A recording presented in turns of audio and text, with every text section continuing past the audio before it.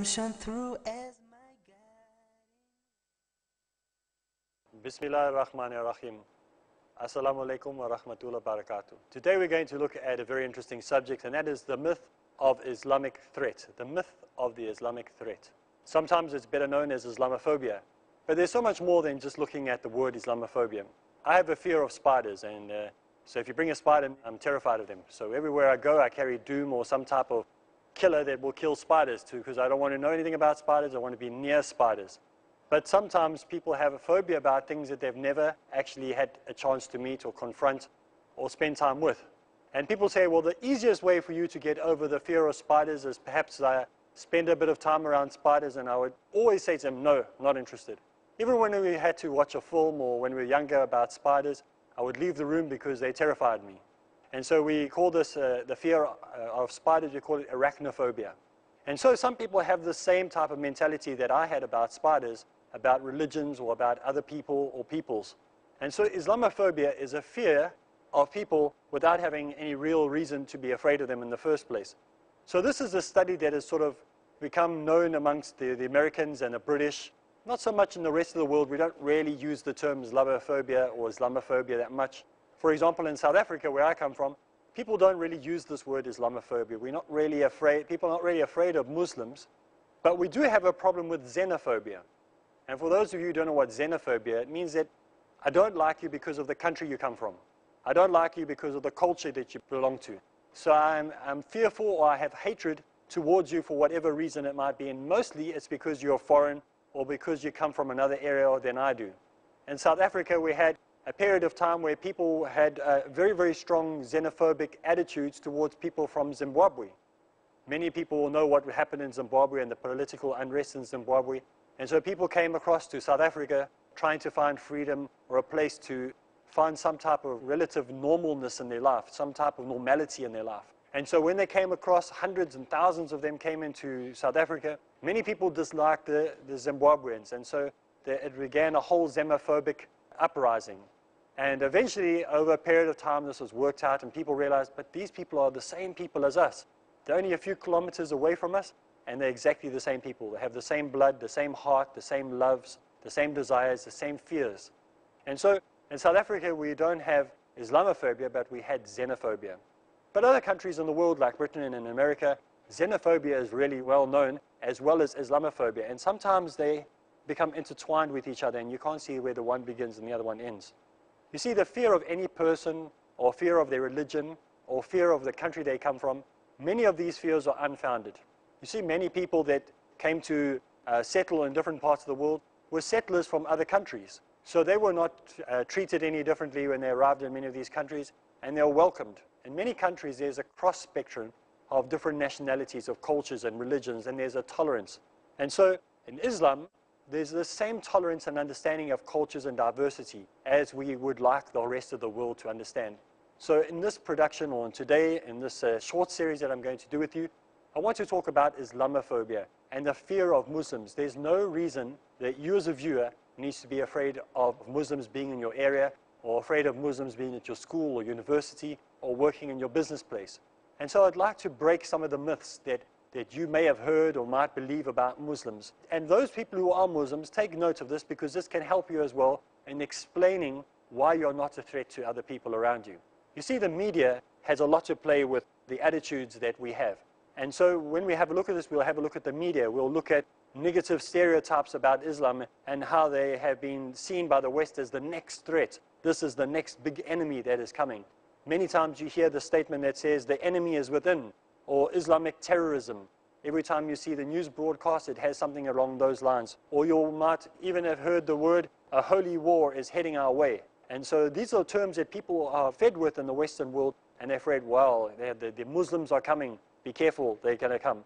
The other type of stereotype that we often see, and we'll also, inshallah, will deal with in this program, is the barbaric idea of Muslims. That Muslims are somehow barbaric and hateful, and they have no compassion, and they don't care about their wives, and they don't care about children, and they don't care about just chopping somebody's hand off because they suspect they might have stolen something. We want to show you that this is not true in any way or form whatsoever. And so we ask that you would join this program, stay in this program, don't switch channels, try and learn a little bit about us, see that we are in fact people who are opposed to this type of practice without proper procedures being taking place. We don't judge anybody without proper procedures. We don't pass laws without a whole committee of people sitting down and discussing this together. It takes a very long time for things to be passed. We don't just in an afternoon put these things down. And then we also want to look at the nature of human beings and what we are afraid of as human beings and why we come up with these ideas of hate, why we come up with these ideas of fear and xenophobia and Islamophobia. So there are basically a couple of points that we're going to go through, and just to get you prepared for what's coming up, I'm going to give you a taste of some of the things that this course or this series will entail. So this course will entail the following information that will help you to perhaps break away from the Islamophobia idea, and you'll see that the consequences of having Islamophobic ideas can actually be dangerous. For example, when you stereotype people, you become prejudiced towards them. You start judging them outwardly. You say, well, because the person looks like this or that, you judge them outwardly. So prejudice and stereotyping can be very, very dangerous. There's also defamation slander, where people will say something about a person that is not true, is not founded. They'll say that all Muslims are terrorists, for example, or all Muslims are wife beaters. All these type of things that are totally untrue, but they are defamation. They cause slander, and they're very difficult to remove from people. And this is the attack by the media very often. Not all media, I must acknowledge the fact that many media do not do this. I've seen many broadcasting networks that try to give the true perspective and the true idea. But sometimes we have the media who purposefully distort the truth to get more people to read their magazines, watch their programs, or listen into their radio podcasts. Then there's discrimination. And what discrimination does is it alienates people from one another. When you discriminate against someone, you cause alienation. And alienation means you're on your own. So if you feel, say you're in school, maybe a university or a school-going person, and you go to school and you know what it's like if somebody alienates you in the class or they discriminate against you, maybe because you wear glasses, maybe because you're a little bit overweight, maybe it's because you're not overweight, maybe it's because you got red hair, whatever it might be that you're discriminated against, maybe it's because of the color of your skin. Whatever your discrimination against, you know how horrible it feels. And you think, why can't people see beyond this? Why can't they see who I actually am? And so discrimination causes alienation, and people want to be by themselves. And alienation can cause a whole great combination of problems later in life. So this is what we're going to, inshallah, look at as well, how that we need to look at these consequences. By having discrimination, it causes alienation. Then we need to look at profiling. And profiling breaches our civil liberties. Now, in many countries in the world, we have liberties, and civil liberties and rights and things that we stand for, that we're allowed to have a constitution that protects us or whatever. But the minute we start profiling people, all these constitutional rights will disappear and they go out the window. You know, some of the brothers in London, I've seen that they have a little pocket guide to their civil liberties and civil rights. And what they do is whenever they come across a situation that they don't know how to deal with, they open this card and it tells them, as a Muslim, these are your civil liberties. How have we got to a situation in the world where people have to have a little card in their pocket where they have to take it out and refer to it and see what they're supposed to do in this situation? What happened to the days when you could just walk through the streets quite happily without being randomly selected to be searched, randomly stopped at stop streets, randomly checked for an extra checking at airports? What happened to the days when you were just able to do that? What happened to the days when you could pick up a newspaper and it didn't start with the word Muslim? So there is a lot of problem with profiling, and so we need to look and see how profiling has actually breached our rights and taken away our liberties and our freedom. And how do we deal with that? Do we act negatively by having protest marches and screaming and doing terrible things and burning flags, or do we do it in a softer way, where we go and we speak gently to people? Some people will say that if you speak gently, no one will listen. Some people say if you speak too loudly, the wrong people listen. So how do we deal with this situation? Now, there are also other things like hate crimes. And when we think of hate crimes, it also are consequences. What are the consequences of hate crimes? When we think of hate crimes, what is it that we think of? We think of someone being beaten up. We think of Islamophobic beatings, somebody being beaten up as they leave the mosque, or maybe when they're walking alone after a soccer practice, or maybe playing cricket or going swimming or horse riding or something, they get attacked.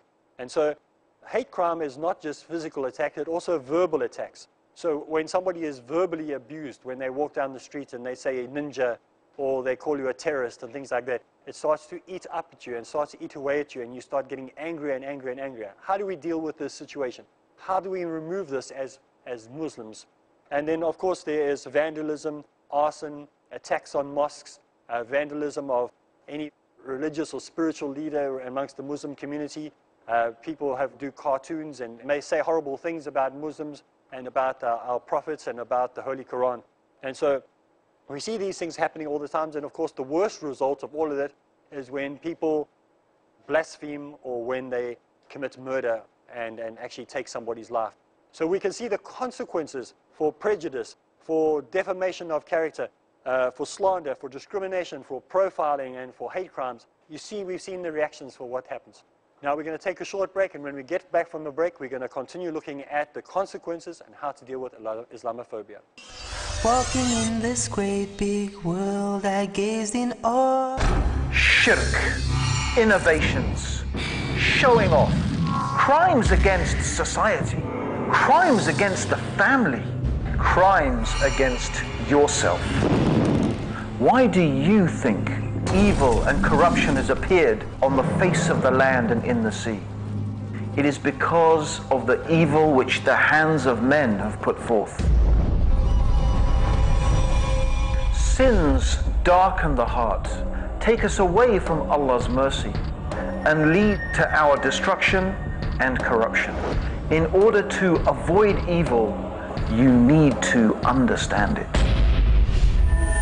Join me, Abdurrahim Green, for a new series discussing the major sins, only on Peace TV.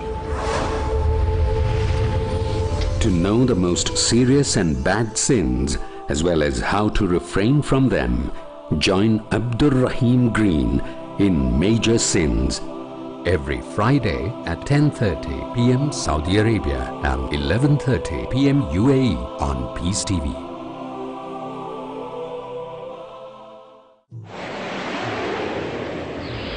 A friendly message by Dr. Zakir. The Islamic bomb.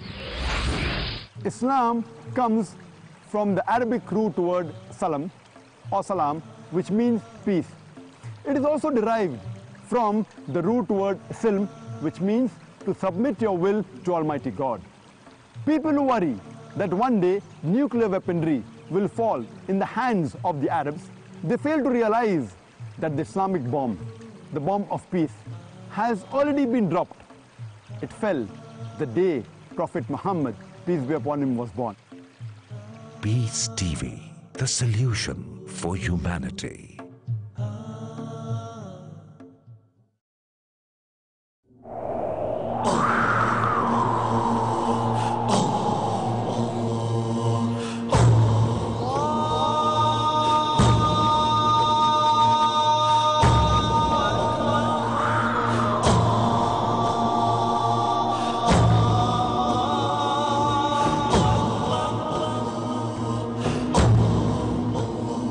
The Spirit of Islam, next on Peace TV. Walking in this great big world, I gazed in awe. Bismillahir Rahmanir Rahim. Assalamu alaikum and welcome back. We are looking at Islamophobia and the consequences of Islamophobia. We saw in the first part of this episode that prejudice, defamation of character, slander, profiling, hate crimes, these are all things that work negatively against Muslims. And they, of course, when Muslims are treated like this, they want to react or they get hurt and they feel bad about the situation that they're in. So let's have a look at what's happened over the years since September 11th took place. From September 11th, we see that the years predating September 11th and what happened in September 11th, how were Muslims treated? And we have a statistic that I've looked at and it's available on the internet. You can look under Islamophobia. If you type Islamophobia in, you'll have many statistics that you can see. And one of them is how violence has increased in society in just one country. And violence increased in America from 13 in a year to 303 in 1 year period. So from 13 to 103, you can see this has happened. Hate crimes have gone up from 56 to 72. Hate messages and harassments have gone up from 149 to 687. From false arrests for people that are suspected for doing something they didn't do, went up from 4 to 224. From airport profiling, in 1995 it was 0. In 2001 it was 191. In workplace discrimination, it was 0. And after September the 11th, it was 166. School discrimination, it was 0. And after September the 11th, it was 74. And so the total number of instances where it was required for investigation or criminal action to take place against the person, or investigation against the person, went from 222 to 1,717. So you can see that there's definitely been an increase of Islamophobic occurrences throughout the world, and that's just one country. So what would we find in places like France at the moment, where we see situations are getting worse and worse and worse?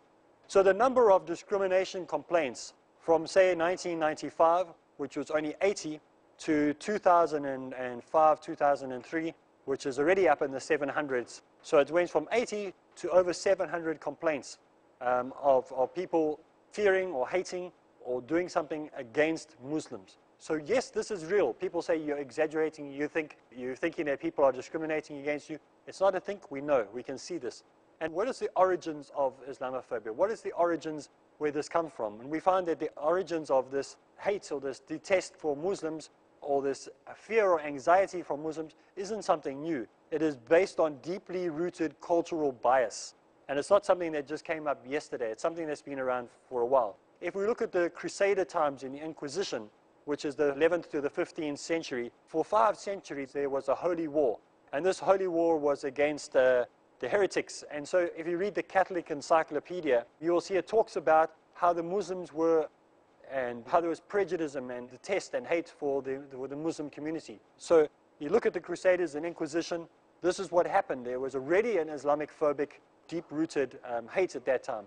And of course, when the Muslims fought back against what was happening, the media slanted it and the history books slanted against how they massacred the Crusaders and the Inquisition off. But it wasn't like that. They were living there in harmony, and especially in what is today known, commonly known by people as the Promised Land. People in the Promised Land were living in peace and harmony. The Christian, the Jew, and the Muslim were living together in harmony. And then when the Inquisition took place, or when the Crusades took place, there was a war. Many Christians were killed by Christians. Many Jews were killed by Christians. Along with them were Muslims. And so when the Muslims fought back, people only remembered their fighting back. They didn't remember what happened to them, how they were persecuted, how they were massacred, how they were destroyed, along with Christians and Jews, how the Christians and Jews and Muslims stood together and fought against this apostasy, this evil that had come into the country at that time. Then we have the Renaissance, which was in the 17th and 18th century. So in the 17th and 18th century, you had Muslims who were under persecution yet again, and this is under Voltaire. And if you look in your history, you have a look what happened there, you see that there were many writings and many books written against the Muslims. Muslims started to become the stereotype idiot that we now see portrayed in many of the comic books, many of the children's programs, many of the productions that are around. And so by the time the colonial time began, up to the 1960s, the Oriental Arab and the Muslim was portrayed as a primitive, almost monkey-like creature. Long beard, not intelligent, big bottom lip, walking around with a towel on his head and screaming and shouting. If you remember Raiders of the Lost Ark, you see the Arab guy running towards whoever the lead actor is. I don't know who his name is. I don't watch that many movies. As he runs towards him, he runs with the sword, and the main actor pulls out his gun and shoots him and carries on walking. And he's like, it's made out as if the Arab is stupid. He doesn't know that the man has a gun, and he tries to attack him with a sword, and so he doesn't succeed. And so it started with the idea of projecting stupidity, ignorance.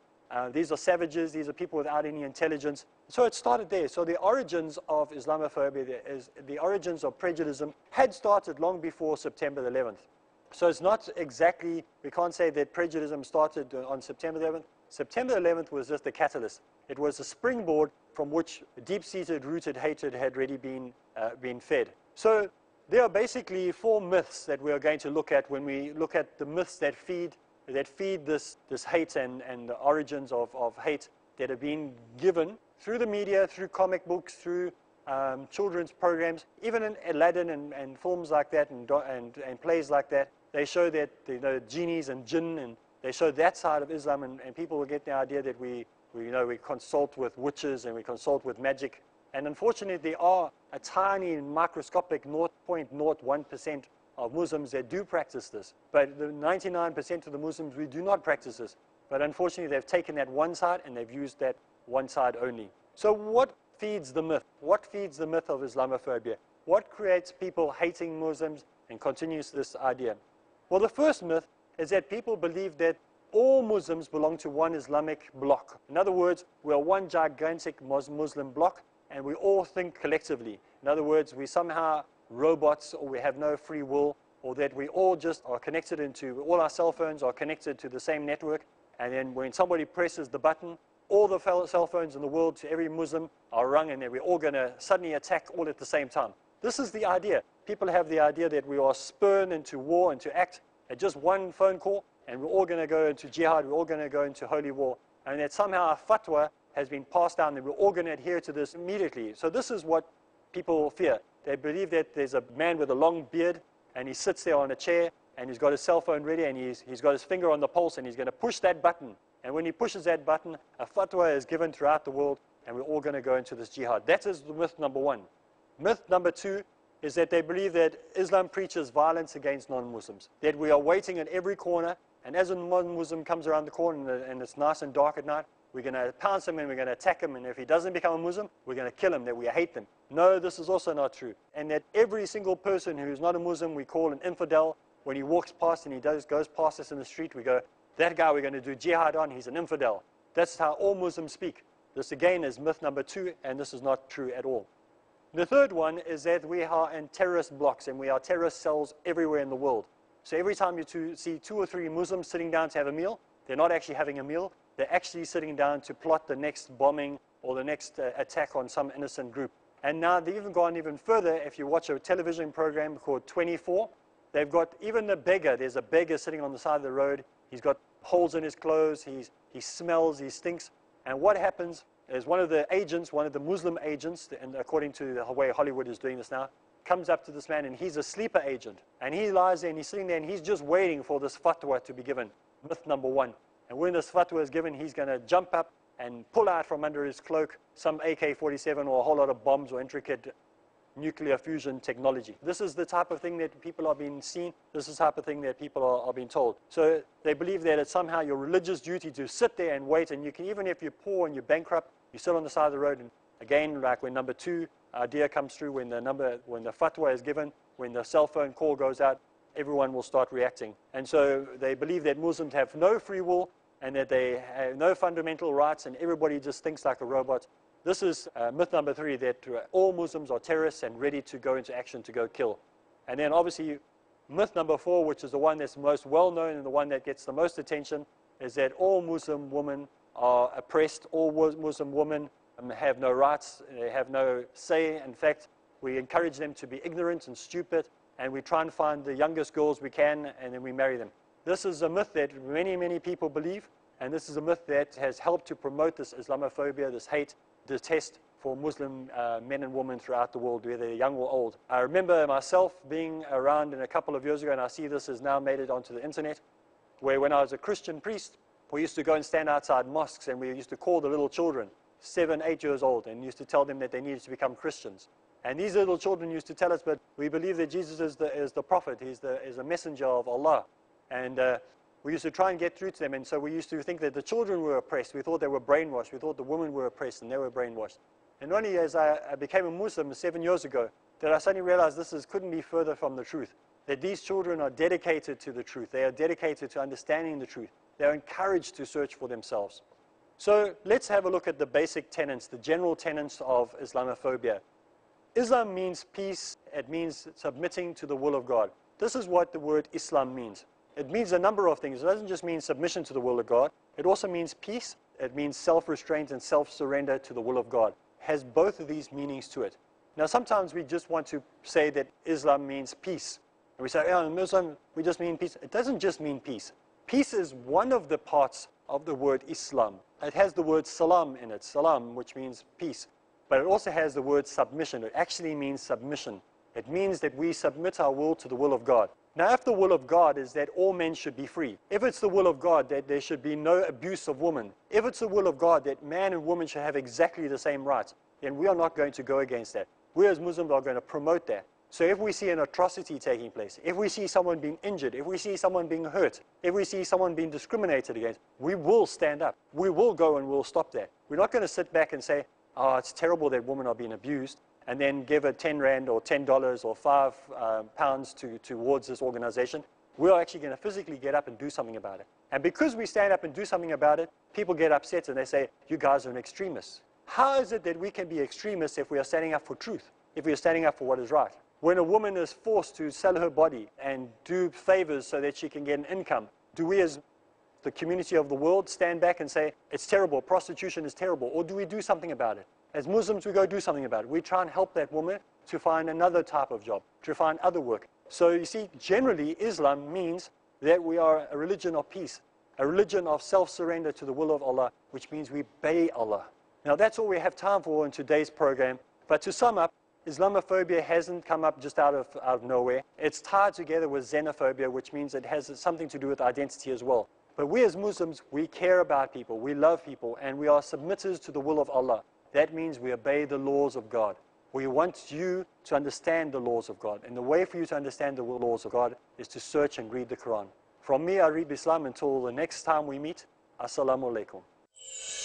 I am a Muslim, Islam my deen, Allah my Lord, His word Quran, Muhammad Prophet, praise be upon him. I'm a Muslim for all of time. I am a Muslim, Islam. That they've never actually had a chance to meet or confront or spend time with. And people say, well, the easiest way for you to get over the fear of spiders is perhaps spend a bit of time around spiders, and I would always say to them, no, not interested.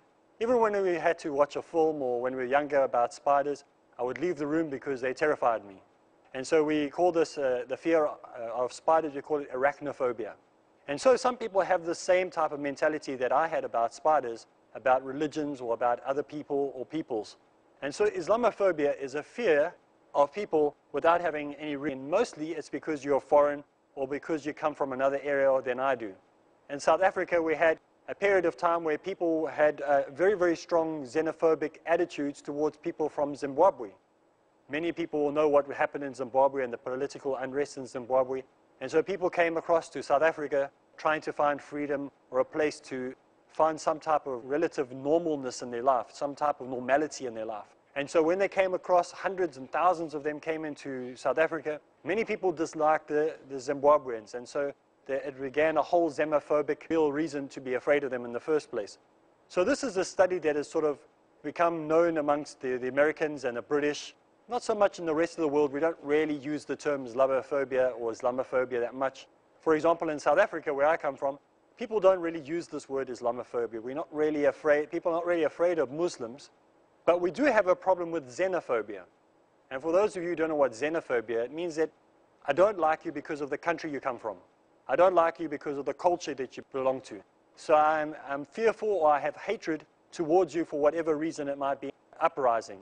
And eventually, over a period of time, this was worked out and people realized, but these people are the same people as us. They're only a few kilometers away from us and they're exactly the same people. They have the same blood, the same heart, the same loves, the same desires, the same fears. And so in South Africa, we don't have Islamophobia, but we had xenophobia. But other countries in the world, like Britain and in America, xenophobia is really well known, as well as Islamophobia. And sometimes they become intertwined with each other, and you can't see where the one begins and the other one ends. You see, the fear of any person, or fear of their religion, or I'm shone through as my guide.